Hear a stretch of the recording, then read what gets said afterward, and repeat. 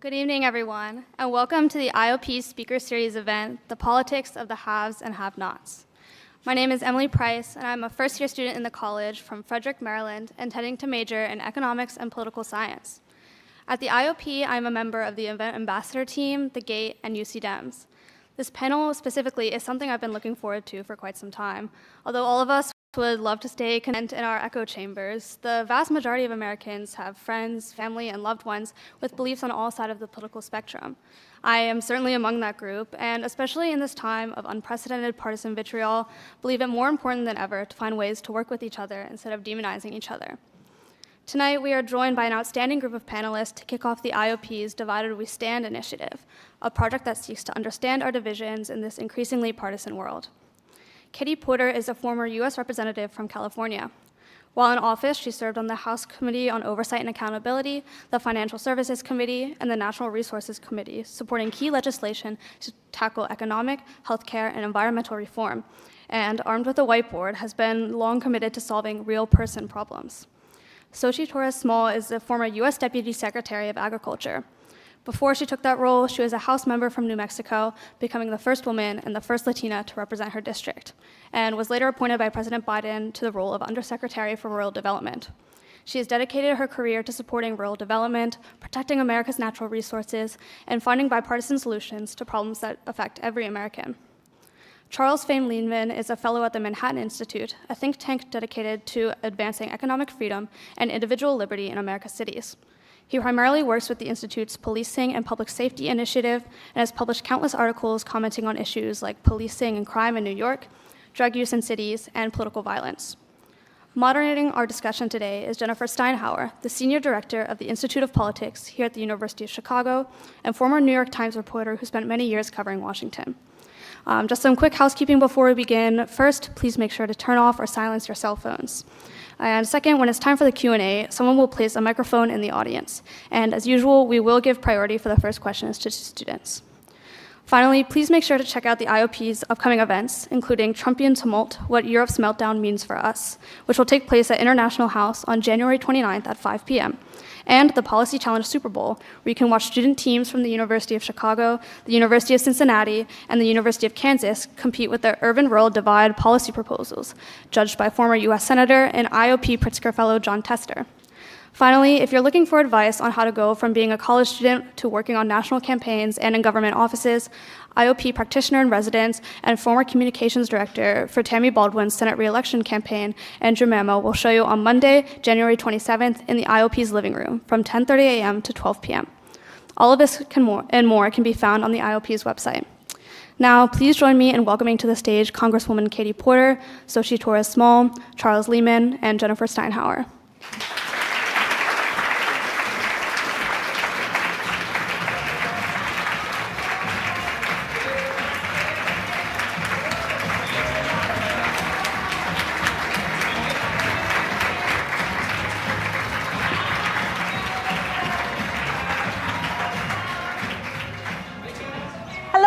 And thanks for coming to our first event of the Divided We Stand series. We hope you will all come to lots more of these as we roll them out.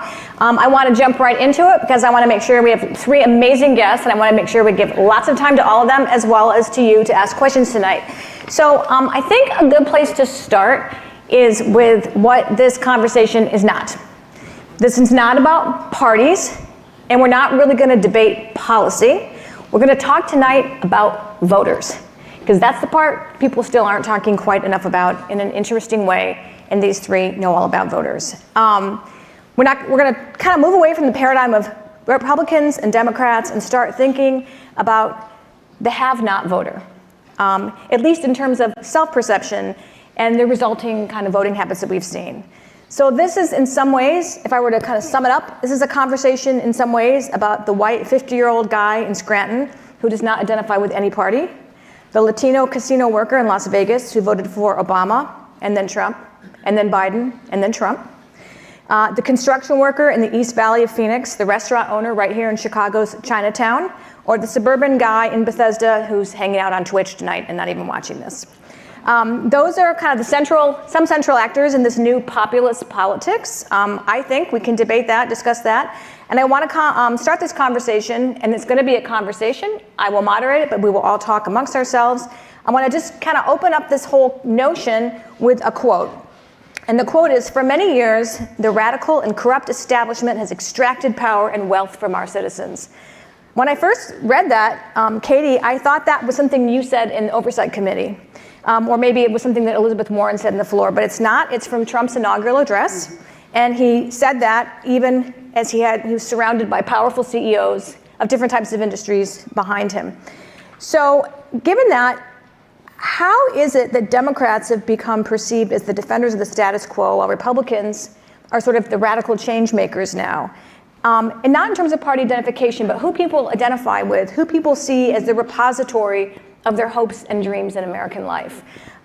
So I would love to go around the room, starting with you, Katie, and just respond to that. How are you seeing voters in that framing that I just laid out, or do you disagree? And how has that happened? And how has populism taken over our politics and replaced parties in just a few short years? Yeah, so someone said this to me, and I worried about this. Someone said this to me, and I thought it was really astute, which was that, I'm going to try to talk softer and see if that helps. Someone said this to me, and they said, should I just keep going? Yeah, keep going. Okay, they said, I'm also really loud, so I can just be heard. They said that what's going on right now is not so much a push and pull between left and right, but between up and down.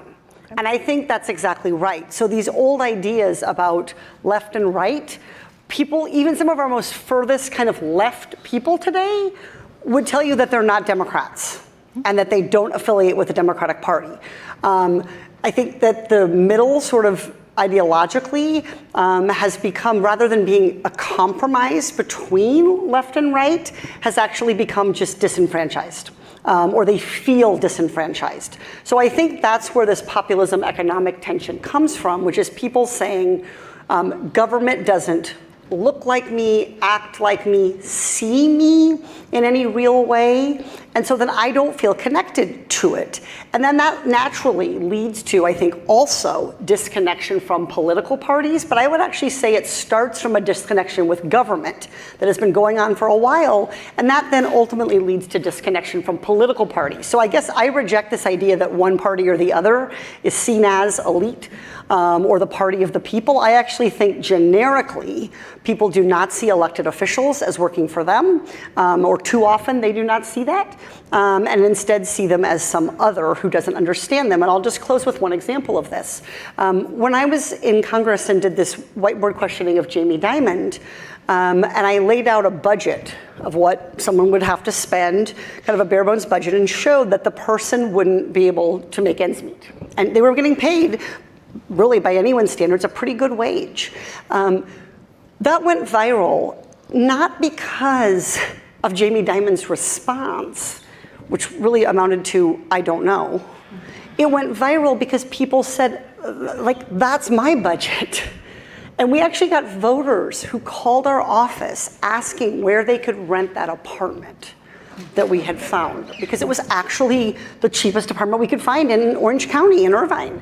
And so I think that's the kind of thing that people don't see enough of. And I think it comes from both parties. I actually see not enough of it, I would say, from politicians across the ideological spectrum. Does that resonate with both of you? I would say yes and no. There's clearly a generalized discontent, and that's a short-run thing and a long-run thing, which is to say, if I was to answer the original question, in part I would say the reason that Trump is at least able to position himself as sort of the anti-elite candidate is because the anti-elite candidate ends up being the guy who speaks to the poorly represented middle. And the poorly represented middle is defined in part by reference to whatever the most salient issues of the day are. And a lot of his success in the past election comes down to his ability to dominate the most salient issues, immigration, inflation, and sort of avoid the key social issues, principally abortion. But I think there's a longer term phenomenon, which gets to this sort of question about elite alignment, where there has been, in line with what you're saying about sort of a sense of disenfranchisement, a movement of what elite affiliation looks like at a partisan level.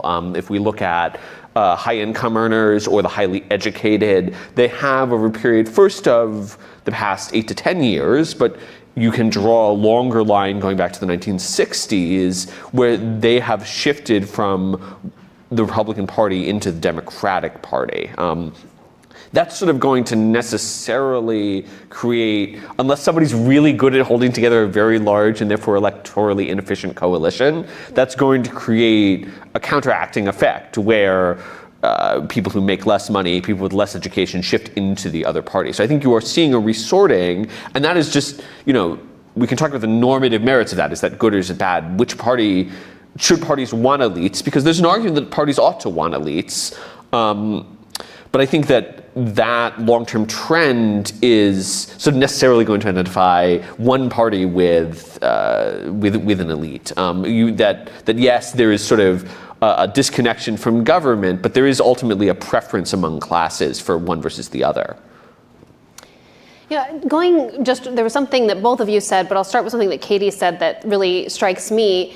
And that's that people just have lost faith that government is really there to serve you. So it's not one party or the other, but it's actually maybe there's just no party that's really serving me. And my mom's a teacher, my dad was a social worker. So I grew up with the belief that someone from the government could be part of a solution, whether it's about making sure your kids had a good education or whether it was about being with families at some of their worst, most heartbreaking moments. And yet, at the same time, now, even growing up, when my dad lost his job and had to get unemployment, he felt humiliated having to get help at the hardest point in his life. Mm-hmm. So there's this sense that government isn't there to be for me, they're there to humiliate me. And we've got to instead find a way to actually be that partner. And so I think there's actually some points of optimism here, even coming from someone who just left an administration, because there are, for me, in my lifetime, 2008 and 2016, when people showed up who normally don't show up to vote, because they thought, okay, maybe taking this time off of my job to vote is gonna matter. Now the question is, what do we do with that? What do we do with that resorting? How do we recorrect and ask the right questions to learn from how workers are showing up? Well, this seems like an interesting segue, and Charles, I'll start with you on this because you and I actually talked about this a little bit. We obviously have to ask, where do patterns of immigration and the debate over immigration fit into this conversation? Yeah, I think it's tremendously salient. If you look at polling, immigration is routinely among the top issues, if not the top issue that voters are talking about. The most startling thing that happened, if you're the kind of guy like me who looks at lines moving on charts all the time as opposed to talking to real people, having actual personal interactions like humans, if you just look at charts instead like I do, the most shocking thing that happened over the past cycle is this sudden inversion in Gallup's long-running poll asking people, Americans, should we have more immigration, less immigration, or the same level of immigration? In about 2022, 2023, prior to that point, Americans broadly favored about the same level of immigration or more immigration. And there is a sudden shocking inversion where today a large majority of Americans favor less immigration.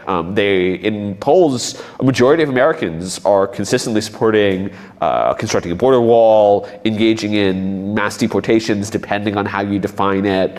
So there's clearly a great deal of appetite in the electorate for a much more aggressive, conservative, Trumpian immigration policy. And then the question becomes sort of why?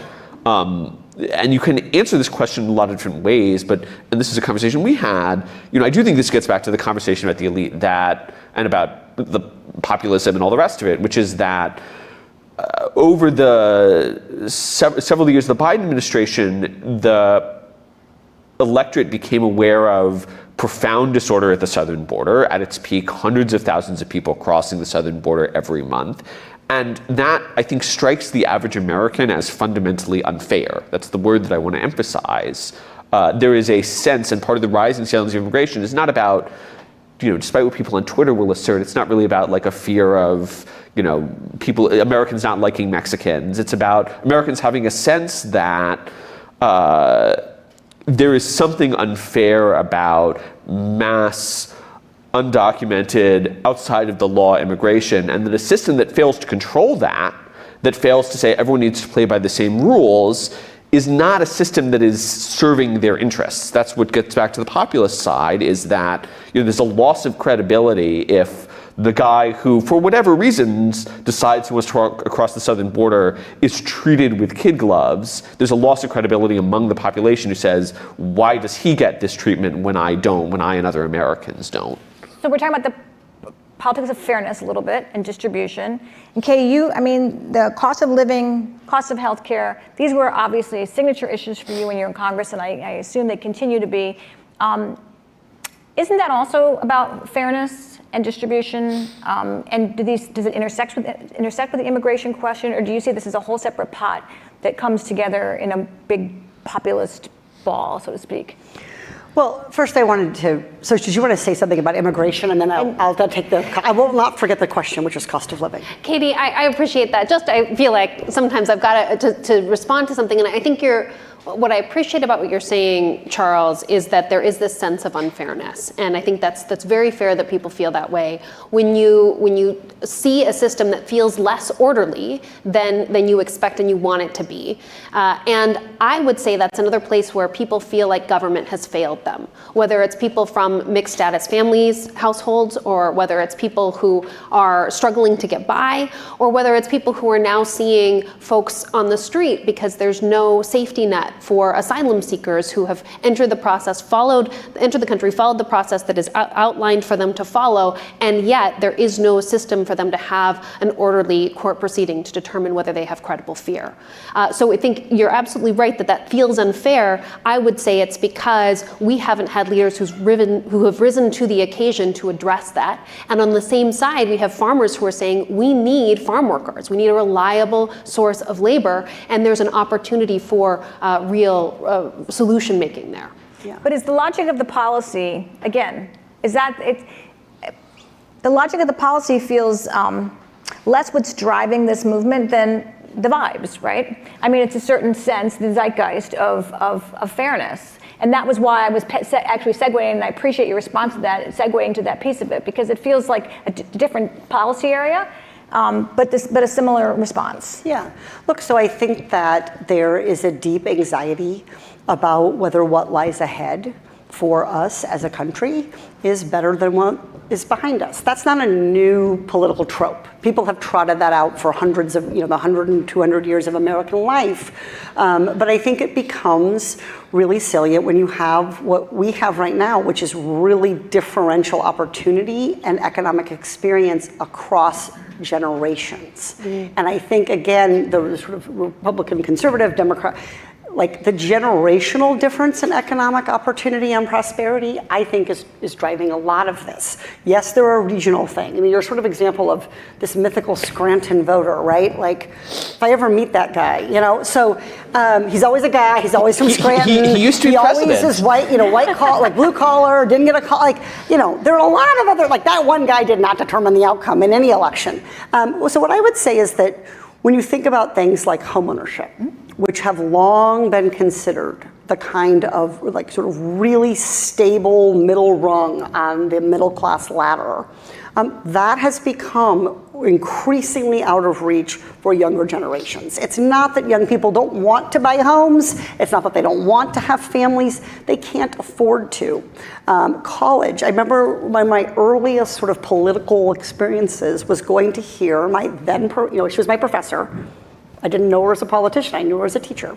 But I went to hear Elizabeth Warren talk about her book, and she told, in Los Angeles, and she told this story, this is 15 years ago, and she told this story about going to Rutgers and how it costs $50 a semester and for her tuition. And she was a Senate candidate at the time, I think it was 2012.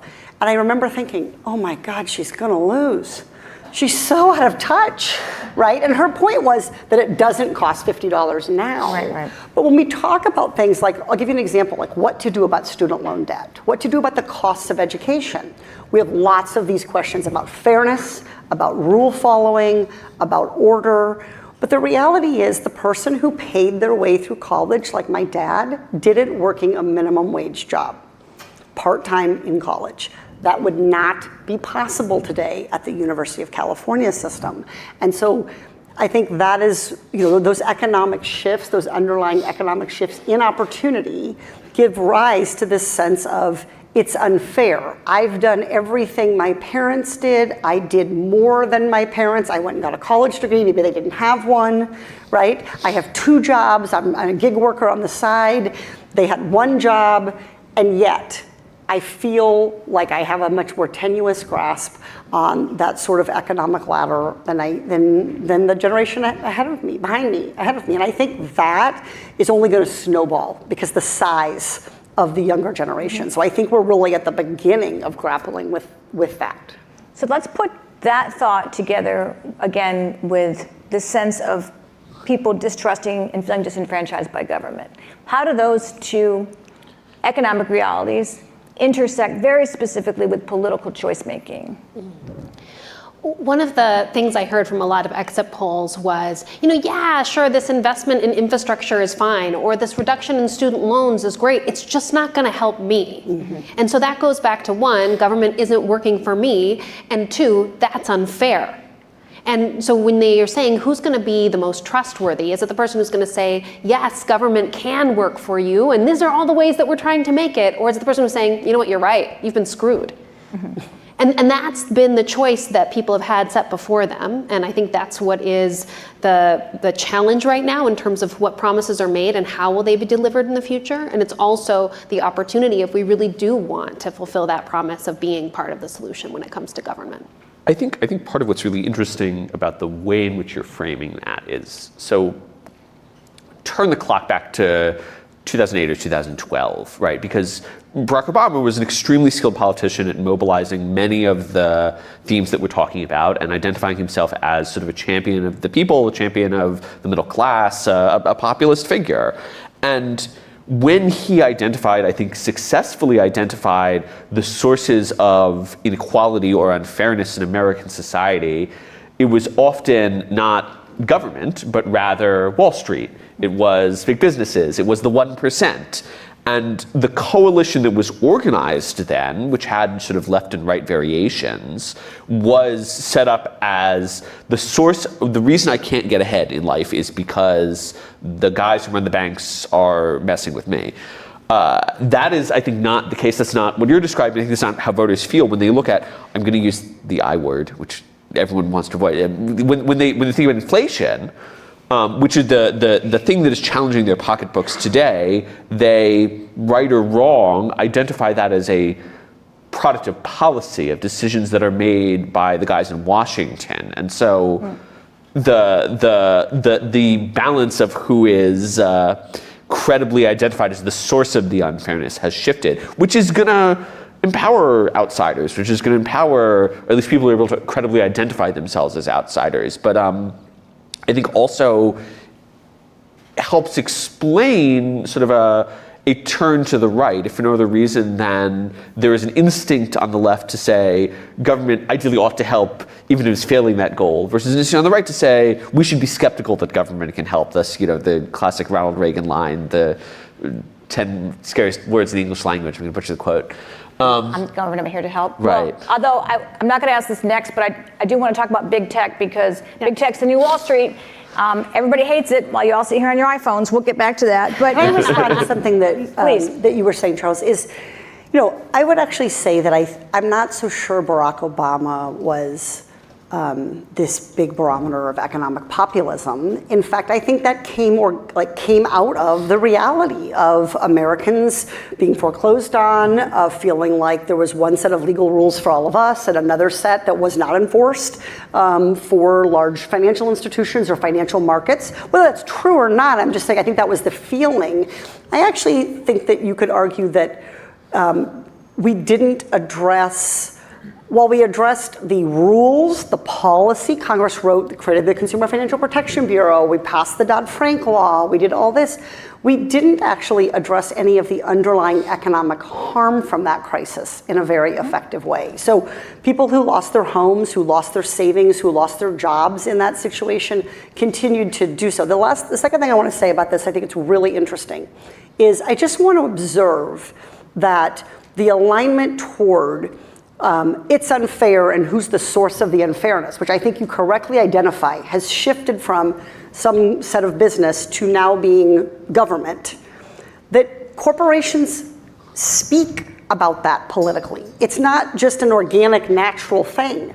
The rise of and greater social media engagement, the different ways people consume information, the different media channels they watch, like there is an active ecosystem of people who benefit from saying, like, it's not us, it's them. And there is that tension back and forth, I think, between sometimes, I think wrongly, between sort of businesses and government, who I actually think need to work together and need to be sort of in cahoots to make our country work and strong and flourish.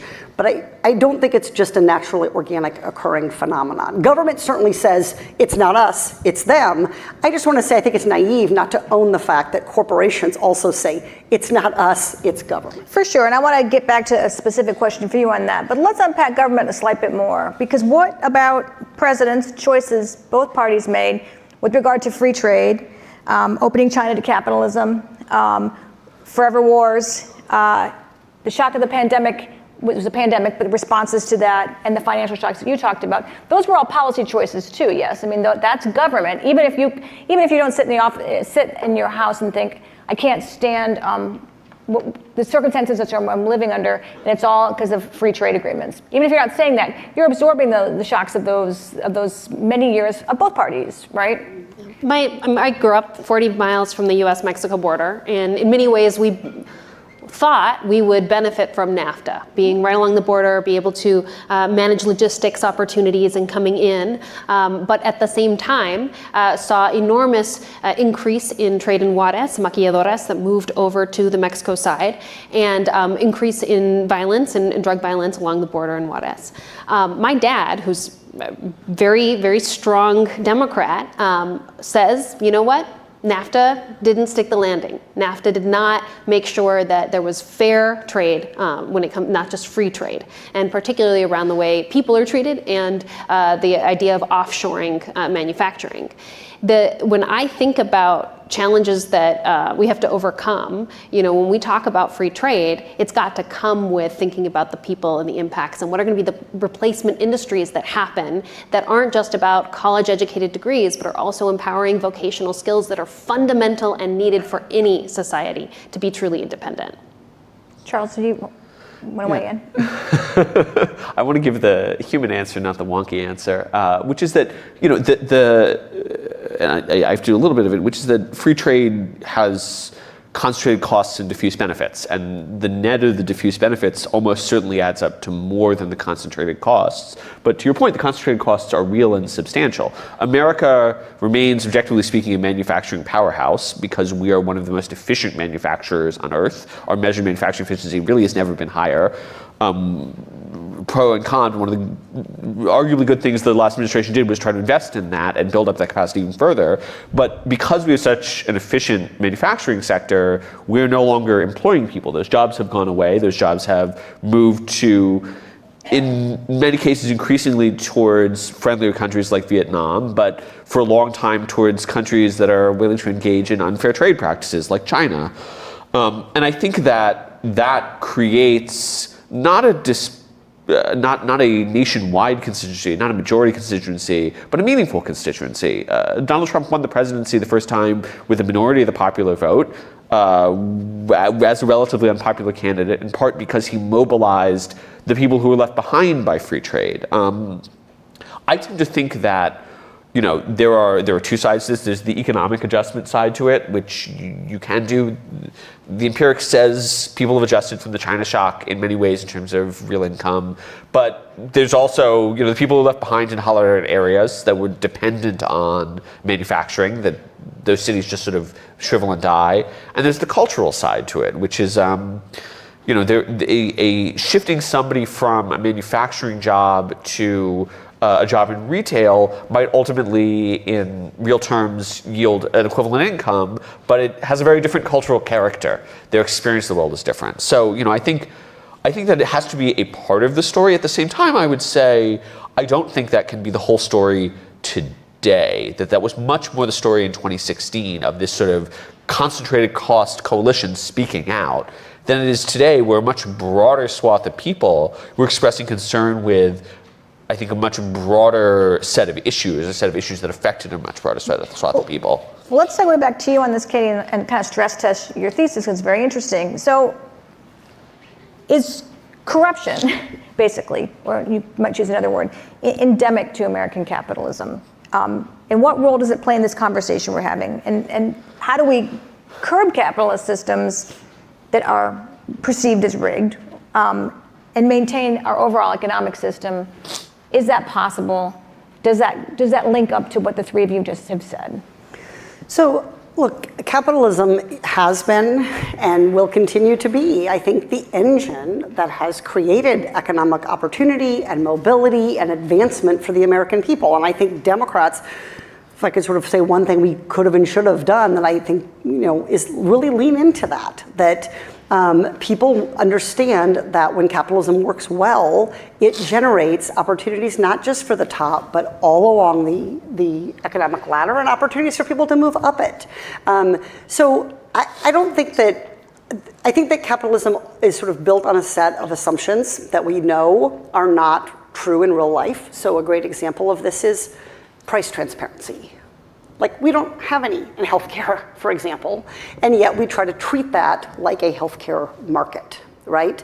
And so I do think that it's important to have guardrails for capitalism, to have interventions and rules, and I think that benefits the vast majority of businesses who are playing by the rules. But I don't think the problem here is the fundamental economic system that we have.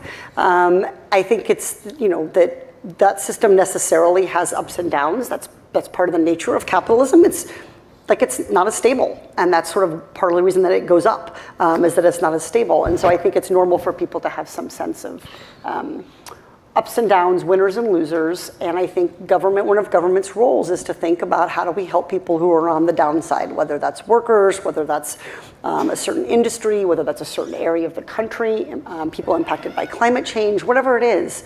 I think that is an appropriate role for government to interface with business. But I would just say that fundamentally, I think that all Americans understand that prosperity in our economy, with the right sort of government focus and cooperation, should lead to prosperity for them. I don't think we've lost that as a premise, but I think people doubt that it always happens. And they question whether it happens for them as much as it happens for someone else. And it seems like what you're saying is a fundamental, universal, long-time message from Democrats, and yet it didn't land, right? So Charles, walk us through that.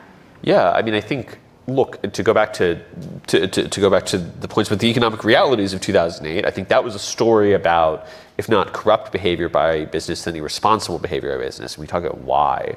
But the most salient stories to me today about the bad behavior from business look much more like the healthcare market. And what I mean by that is that I agree, we don't have a market in healthcare, and that's largely a regulatory choice, that we design our markets in healthcare in a way that creates monopoly or oligopoly, that reduces price transparency. These are largely decisions made by regulators. And similarly, in many cases where business has lost legitimacy or public respect, it has much more to do with its interaction with government and government's free spending towards business.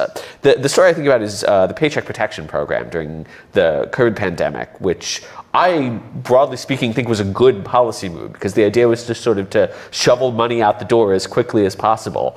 Can you just remind people what that policy is? This was the theory was that the government, in essence, the government would underwrite the cost of laying people off. You would get loans to cover those costs, and the loans would be forgiven if people came back to work.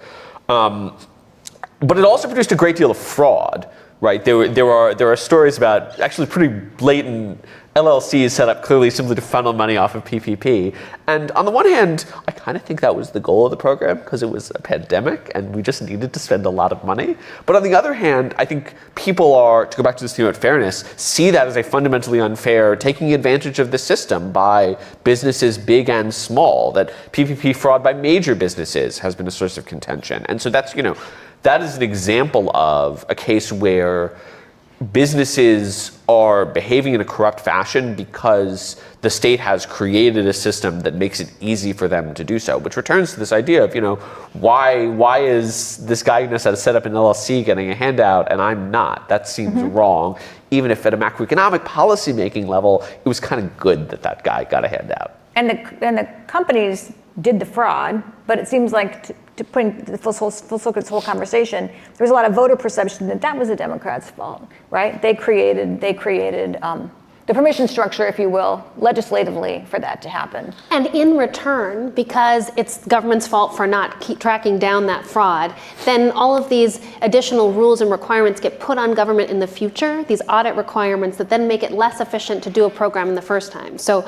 now if you've got an application for the next program that's not PPP and not in a pandemic, but for something else, the application is going to be that much thicker because we're really worried about the times where it fails. And you've just got to find that right balance. How do you make government more efficient and more accessible, but also avoid as much fraud as possible? Charles, you wrote a piece recently about the vice voter, which I wanted us to talk about. You've noted that Trump had embraced weed legalization, although did he? I can't tell. Crypto, maybe. Sometimes gambling, a little, it seems. Tell us more about that. Does this fit into the horseshoe frame we're talking about? Yes, I think so. And I think, the place where, to get really into the weeds of the last election, the place where Donald Trump could have lost, or the decision that allowed him to win, in my view, was on a set of social issues, and in particular, a sense that the Democratic Party is the more socially permissive party. Kamala Harris's strongest issue was abortion. She leaned on it very heavily throughout the campaign. And I think the perception there she was trying to drive was that the Republican Party is the party of telling you what to do with your body. And Donald Trump did everything in his power to clearly communicate that that was not what he wanted to do. You can believe him or not, but that was what the message was. And this gets back to sort of, I think, a rising sense of laissez-faire, to go back to gambling or marijuana or crypto investing. All of these are what I refer to as vices. They're things that are potentially addictive, potentially harmful. Crypto is a little weird, but in writing, you need to have three things. That's how writing works. It's the rule of threes. But so the Trump and the Harris pitch, both campaigns were interested in attracting young men who were suddenly and unexpectedly a swing constituency in this election. They ended up, by the way, swinging dramatically towards Donald Trump. And they decided, I think correctly, that what young men want is vice goods. They want to consume pot, they want to bet on their phones, they want to buy a little crypto and make it big. That's their sense of where the culture is at. I think it's not in an accurate sense. And both parties competed to say, yes, we are the more permissive on these social issues, in a way that is a dramatic deviation from certainly what the Republican Party used to do, in a sense, what the Democratic Party used to do a longer time ago. I'm a grumpy social conservative, and so I think this is bad. But descriptively, I think it is a thing that's happening, and we can make judgments either way. I want to go to questions soon, so we can go ahead and put the mics out. So we're going to do that soon because I want to make sure we get all of your chances to do that before we wrap. Are you willing and able to pick up on the tech question, because you were raising this idea of like corporations and when they're the boogeyman and when government is, and that seems to be the weirdest disconnect. I do feel like everybody sort of hates big tech, right? In a sense, and yet everybody embraces big tech. And how much is that? Do you think is that the new Wall Street, if you will, and how does that inform all the things we've been talking about?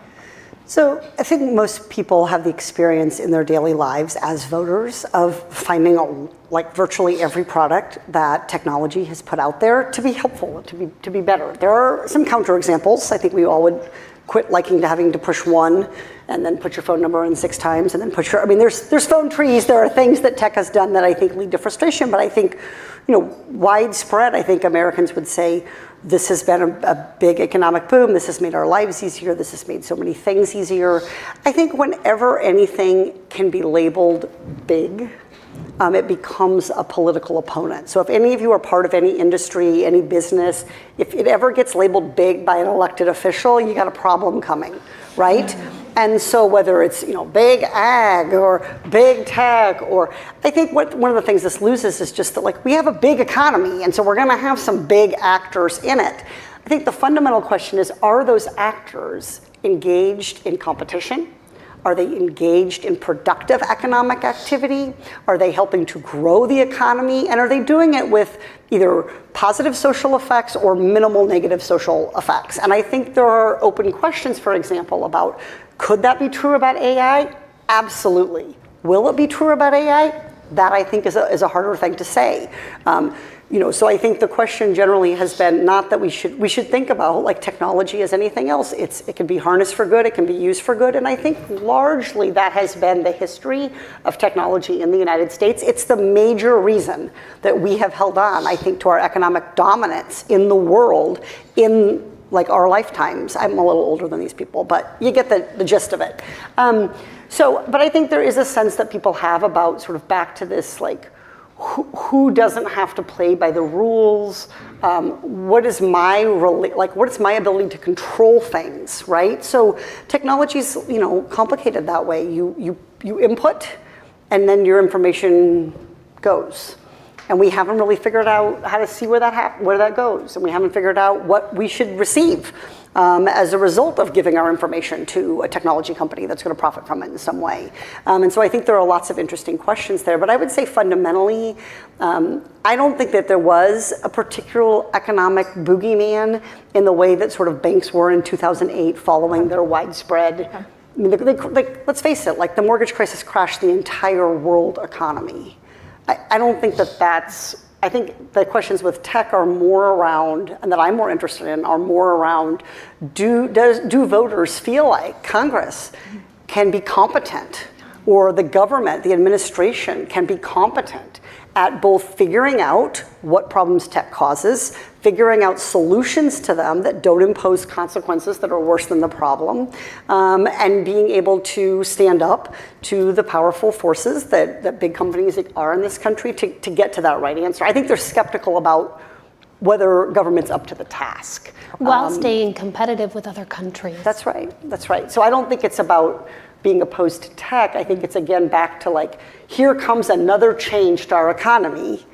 What will this one mean for me? Right? And they're looking at their device and they're saying, I love this. Download, click, use. But then they're looking at the macroeconomic effect about jobs and who gets them, and competition, and the ability to outsource jobs that has come with technology, for example. And I think that makes them anxious. Okay, I'm going to ask Xochitl one last question, and then when I look up, I do expect to see students behind both of these mics, so we can move to their questions. So start lining up. So tell us from the perspective of New Mexico, the voters that I'm sure you've engaged with, who voted for Trump, but voted for Democrats for the Senate, maybe in state legislature, or those who've always voted for Democrats in state legislature, and we saw some places where Democrats still prevailed, but by the skin of their teeth. People who are splitting their ticket in that way, who are the most interesting voters, right? We're taking a group of students to Wisconsin over spring break to meet a lot of Trump-Baldwin voters, and we know there were a lot of them. As we wrap our part of the conversation, can you sort of describe that voter to us? Because I think that's at the core. He might live in Scranton. He might. Who kind of embodies this entire conversation in some ways? So first, I think that voter is less and less, and that's unfortunate. They're just, one thing that's interesting is that as much as we talk about class, there is this sense of affiliation that is very hardening right now, and so there are fewer folks who pride themselves on voting for the person, not the party. But the people who do that are still very much thinking about how is this person showing up in my life? They don't expect you to have all of the answers, but they do want to expect that you're continuously gathering new information and you're doing something with it. You're hearing from the person that you're supposed to be representing and saying, this is the problem that you're facing. How can we best address it next? I think the swing voter is someone who recognizes that perhaps our world of ideologies are too complex for two parties. And they want to see if people are willing to navigate those nuances in a way that truly impacts their lives and accept new information. And I'm hopeful that there are more people like that who are willing to not say, this is just what one way, there's only one way to do it and it aligns with all of these columns, but rather say who's showing up to the conversation in an interesting way. Let me just add one thing to that, which is I also think in the last 10 to 20 years, people's ability to get information about candidates is a lot different. So when I grew up in Iowa, my grandparents would talk about pulling the big D or the big R, and you could just hit one button and it would vote for every Democrat on the ballot or every Republican on the ballot. I think we've moved away from those kinds of voting systems, and I think people have the ability to sort of sift and sort so that party maybe is a less reliable indicator, or they're able to get beyond party to get the information they actually want about whether someone's showing up. Interesting. Okay, we're going to start on this side of the room. As usual, rules apply. Say your name and year, and make sure whatever you say ends with a question mark. Go ahead. We'll start on this side. Thank you all for the interesting panel today. I'm Sam Griffiths. I'm a master's student, 2026. My question is mostly about kind of the information ecosystem.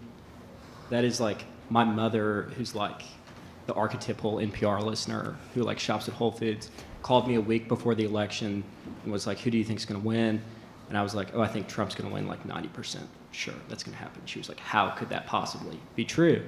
And I went to undergrad in one of the poorest counties in the United States, and I saw like firsthand throughout all of Biden's presidency, like how mad people were about like immigration and inflation, but those two things kind of merged on some level. So I guess my question is, to what extent the information ecosystems maybe blind people from the economic realities of like the haves and have-nots and how that affects politics? A lot. Yeah.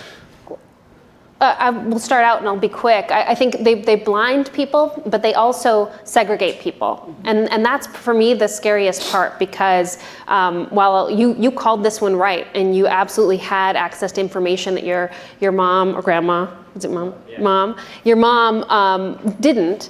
I think the harder thing is that conversation, thankfully, that conversation is still happening at your kitchen table, but it's not happening at most kitchen tables. And I don't think there's going to be one source of information ever, at least maybe not in my lifetime, that has such a broad spectrum of views and perspectives. So we've got to figure out a way to break down those niches so that there's at least more cross-pollination, so that NPR is providing coverage on communication that's happening elsewhere, and that your favorite podcast show is also providing what people are hearing on the NPR scene, so that we're at least aware of what each other are hearing in a more productive way.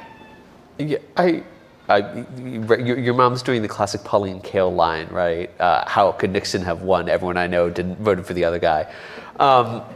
But the difference is, and I almost disagree with the framing of the question, because the difference is, it was in fact much harder to know things about Nixon voters in 1968 or 1972 than it is to know about Trump voters today, because of the information environment. There are algorithmic incentives for people to be bubbled. There is reinforcing along that dimension, but it is much, much easier to know things today than it was 60 years ago, in a real and meaningful way. I look at numbers a lot of the day, and I can go figure out what was happening in the poorest county, in one of the poorest counties in America, pretty easily, in a way that you couldn't if you needed to call up the U.S. Census Bureau in order to do it, and then they would take a long time to answer you. So I think part of what's going on there is that humans as a class, not necessarily your mother, who I'm sure is a wonderful person, but humans as a class don't necessarily optimize for knowledge. We often optimize for what makes us comfortable. We often optimize for what rewards the in-group. And so I think it's less about the information environment and more about what we're doing with it. And I think it takes a real shock often to get people to go, I need to update because my model of the world is very wrong in some pivotal way. In many cases, I would have hoped that happened a decade ago with Donald Trump. It hasn't for a lot of people. Maybe it will happen again this time. We'll see. There's clearly a lot of inertia. But I think the injunction ultimately has to be personal, which is like, if you don't understand what happened, that's probably on you. Let's go over here. Hi, my name is Yang, graduate student in sociology. So in the inaugural address, we've seen that a lot of tech moguls sat in front of the cabinet members. It appears that both the MAGA people and the Doge people, which I would say those tech moguls represent, they somehow have this anti-clerical coalition forged by Trump. The clerical class is what they say, PMC, the professional managerial class. And a good analogy is to the ancient regime's 3 different estates, the second and third, pulling a coalition against the first, which is the professional managerial class, let's say. So this is the centripetal force putting these 2 coalition together. But there are also centrifugal force, like what happens in H-1B visa discussion. So I wonder, how does Democrat process all this? And is oligarchic populism the game of the day? Big question, short time. So one person who wants to take that quickly, so we can get to as many questions as possible. I'm a Republican, so actually not. I think maybe the interesting point here in the intersection of a democracy is the competition piece that Katie was talking about earlier, in terms of a democracy, a representative republic, and a capitalist society work when there's healthy competition. And if the government is colluding too much with certain types of big tech, for example, then there's not healthy competition. But if at the same time they're always pointing at the other and saying, oh, it's the other guy, then it's not a productive environment either. So how do we ensure that we're not giving off enormous deals to certain sectors or parts of a sector, but rather fostering competition more appropriately? We're here. Hi, everyone. Thank you all for coming again today. My name is Rishabh. I'm a first-year MPP candidate. So President Biden, in his farewell speech, warned of the imminent and impending oligarchy coming into power. As you have all agreed, a substantial part, if not a majority of the population, don't feel as though our government is representative of their interests. So what are some tangible policies or normative shifts that need to occur for us to see greater public trust that our government best represents our interests? That's a very big question, and I'm going to let everybody say one sentence. It's a bonus. It's like a speed round. So I would say that having more competitive elections by design, so that you have more competitive elections, creates behavior in elected officials where they engage in a meaningful way with their constituents. We both represented super competitive districts, and the ways that we went home and were present and gained people's trust through actual interactions, as well as social interactions and media and other things, it's just really different than what most people do. So I think having more competitive elections would cause politicians to engage with their constituents more, because they'd have to if they wanted to win. Anti-gerrymandering, your turn. The innovative housing opportunities. That includes permitting and manufacturing. Are you retweeting Doris on that one? Yeah, no, Okay. totally. Oh, wait, no, that's fine. No. No, that's good. Go. My We have a name lot is of questions. Oliver. I'm a second year in the college. I am from Toledo, Ohio, where those mythical swing voters definitely still exist. My question is mostly for Congresswoman Porter. As a member of Congress, you supported removing the cap on the SALT deductions, which is a tax cut that disproportionately benefits well-off suburban homeowners. How do you feel about the responsibility of a party like the Democratic Party that wants to say, we stand for people who are at the lowest points in their lives, we stand for helping people, lifting them up when they need support, while balancing the needs of the people who have kind of become our primary constituents? So look, for those who don't know, the state and local tax deduction cap was put into place by President Trump as part of his tax package. He now is saying that it wasn't me, and he's going to take it away, as if he just put it there a few years before. There's no doubt that people who are homeowners tend to be toward the higher end of the economic spectrum. That's just the nature of homeownership in this country, and so there's no doubt that allowing people to take a bigger deduction would benefit those homeowners rather than, for example, renters. But I kind of reject the premise of the question, which is that this mindset that we cannot be fair to taxpayers, regardless of the state they live in, whether they pay state and local taxes, like I do in California, or they don't, like in Texas. I don't think those two taxpayers ought to face different federal tax burdens because of that. I think you can have that kind of tax fairness, and you can still say, we are the party who is going to recognize that having safe and quality and secure housing is something that every single American needs to have to thrive. Over here. Hi, my name is Owen. I'm a third year in the college. This question is also for Katie. You speak to this idea of kind of up and down distribution rather than left and right. I think it's fair to say the Republicans leaned a lot more into that kind of rhetoric this cycle. How do you think Democrats start to, especially the entrenched kind of center of the Democratic Party, get away from that image of them being the party of the status quo? Yeah, so I think this matters a lot with who we elect and how we recruit candidates, and having candidates that come from a lot of different backgrounds. And I think Democrats have a lot of work to do on that. We represent mostly urban areas. Democrats' areas tend to be more urban. And Democrats in deeply urban areas tend to get reelected again and again and again. So that means we have a lot of senior leadership in the Democratic Party, who is they're from cities, they're well educated, they're maybe from a wealthy family. I think we made real strides in 2018 in the Democratic Party in the class that Xochitl and I were part of electing younger people, of electing people from different walks of life. When I went to Congress, I was the only single mom there. You were one of the youngest members of Congress when she went. And so I think that when you elect people who have a variety of kinds of experiences, including economic experiences, then they will naturally become more of a sounding board. But I think there's two parts to that. One is electing them, and two is listening to them and empowering them. And I think that Republicans have generally, through their party, how they structure themselves in Congress, done a better job allowing newcomers to bubble up. Now, sometimes, I don't like the newcomer, and I'm like, please stop empowering the newcomer.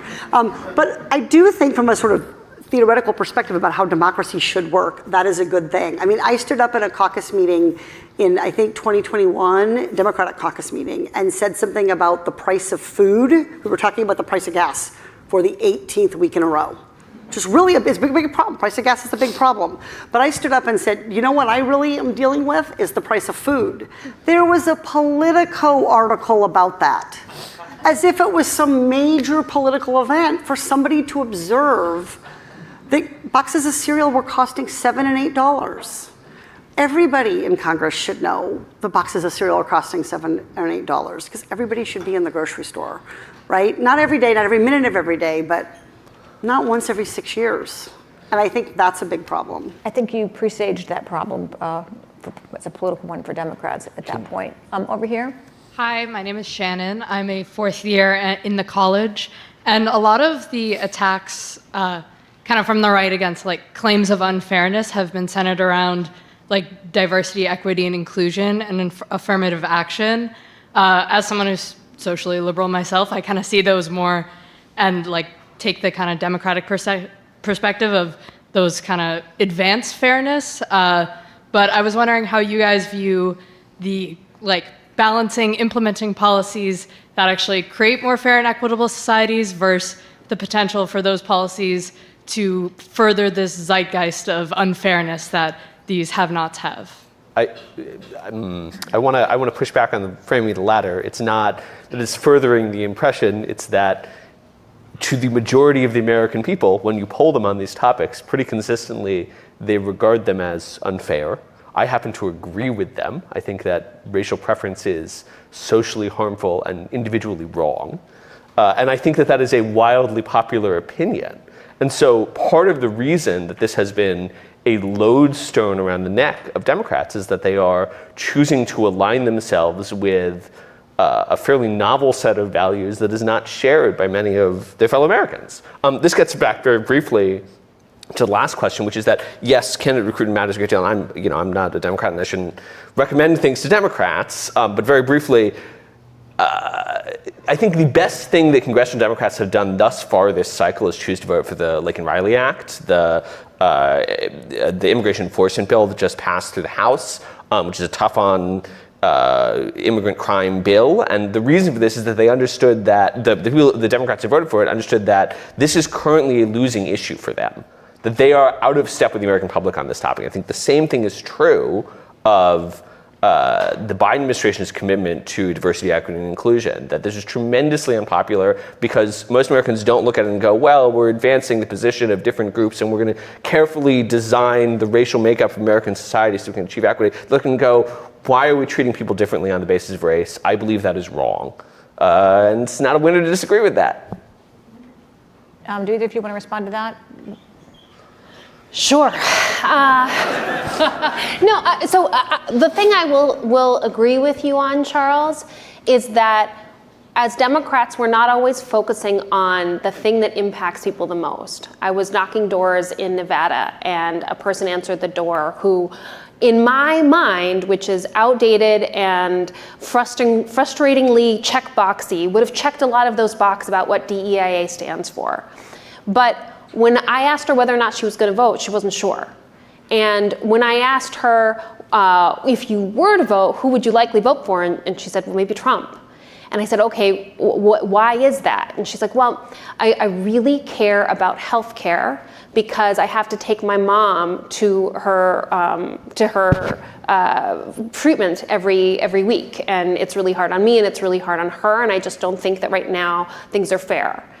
And that, to me, reinforced better than anything else that we've got to look at a whole set of issues, and we've got to advocate for all of them, but we cannot lose sight of what's impacting people every single day. So here, Democrats pushed me to see and to celebrate differences in a really important way, and to be able to lead with that, because I never felt Latina enough because I don't speak perfect Spanish, and I never felt woman enough because I don't have kids. And they pushed me to say, okay, you know what, let's learn about each other's differences and care about them. But one thing we fail at is losing sight of the ways that we do experience things similarly. Mm-hmm. And we do have to lean into that more. Yeah, I would just say that I've thought a lot about this back and forth about identity politics, that this term gets thrown around. I think it's pretty ill-defined, but widely used. But I would just say, to your point, I've been thinking a lot about what does it mean to have an identity? And I think when you're at a door, you hear from people. I identify as a patient. I identify as a mother. I identify as a retiree. I identify as a consumer. Those are also important identities, and they are held across some of the traditional identity buckets that I think politicians have often leaned into. So lots of kinds of people of different ages and different races and different ethnicities and different parts of the country would say, I have a view as a patient and I want someone to speak to that. I have a view as a parent that I want someone to speak to. And I think that's sort of a way to think about identities that I think both parties actually could do a better job of doing. And I think it would be to our great benefit of our democracy to become less divided if we were able to recognize that people's experiences shape what they care about, period. But we have a lot of common experiences and we often don't use that vocabulary and we often don't recognize those. We're about to wrap. If you have a question that can be asked in approximately 10 seconds and then one that can be answered in about 30 to 45 seconds, you may go. I think it would take longer than that. Thank you. Okay. How about over here?